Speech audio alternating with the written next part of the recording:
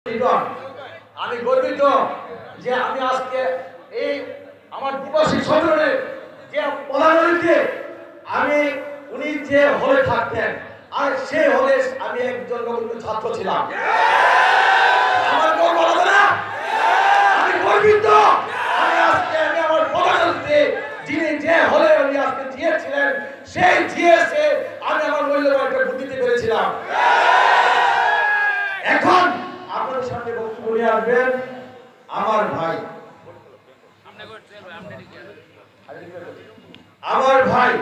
আমার আদরের ভাই। আমি সত্যি করতে যাকে নিয়ে গর্ব করি, সারা বাংলাদেশ গর্ব করে আমাদের আজকের দিবসে সম্মেলনের প্রধান অতিথি জনাব আজিজুল নবী খান সোহেল ভাই।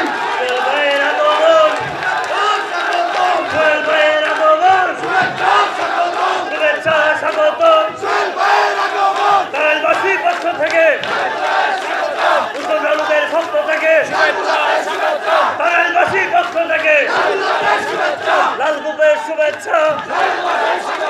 তারেক রহমান, তারেক রহমান, খালেদা জিয়া, খালেদা জিয়া, তারেক রহমান। সবাইকে ধন্যবাদ।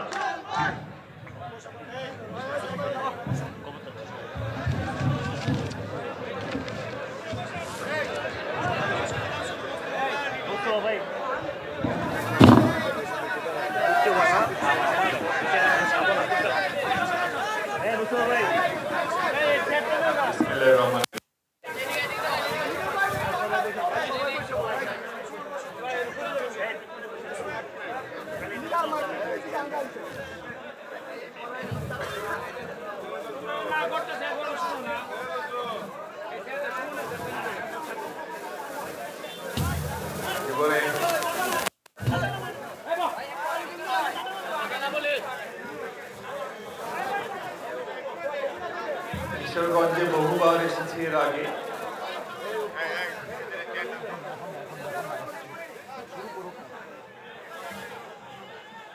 তারাইলে এর আগে আসা হয়নি সম্ভবত।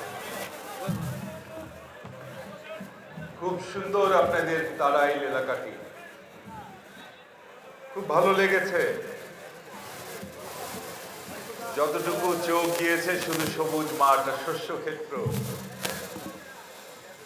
আপনারা গর্ব করতে পারেন আপনাদের এলাকাটা নিয়ে।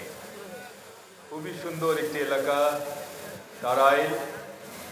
ভালো লাগছে, মনটা ভালো হয়ে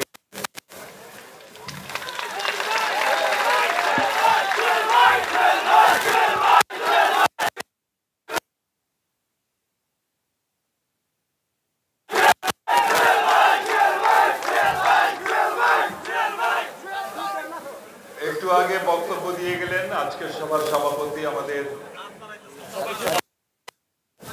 মুস্তাফা ভাই, আমার পাশে দাঁড়ানো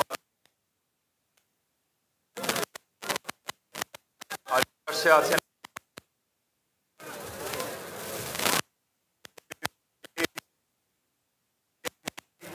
এগিয়ে নিয়ে গেছেন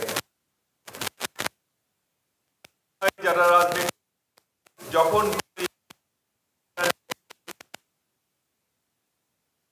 একটা সম্মানজনক বিদায়।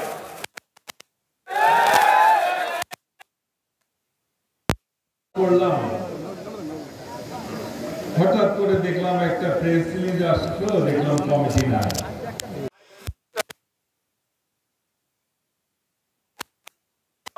বিদায় হয় কাউন্সিলের মাধ্যমে। ভাই বক্তব্য দিলেন, মনে হলো উনি সম্ভবত বিদায় নিচ্ছেন।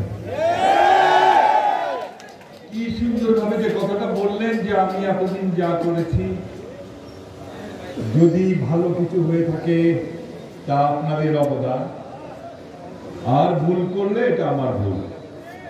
এই কথাটি বলার সুযোগ অনেকেই পান না, বাট এই কথাটি বলার সুযোগ প্রত্যেকের থাকা উচিত, বিদায়ী প্রেসিডেন্ট বা সদস্য থেকে। এটাই সাংগঠনিক নিয়ম। যেহেতু তারা এই সম্মেলনে এই নিয়মগুলো অনুসরণ করা হয়েছে, সুতরাং আমি এই সম্মেলন সফল করার জন্য আমি যে ইউনিটগুলো উপর থেকে নিচ পর্যন্ত জড়িত আছেন, আমাদের ময়মনসিংহ বিভাগীয় সাংগঠনিক যে টিম, যার নেতৃত্বে আছেন জনাব শরীফুল আলম, জনাব ওয়ারিস আলী মামুন এবং জনাব ওহাব আকন, ওনাদের ধন্যবাদ জানাচ্ছি।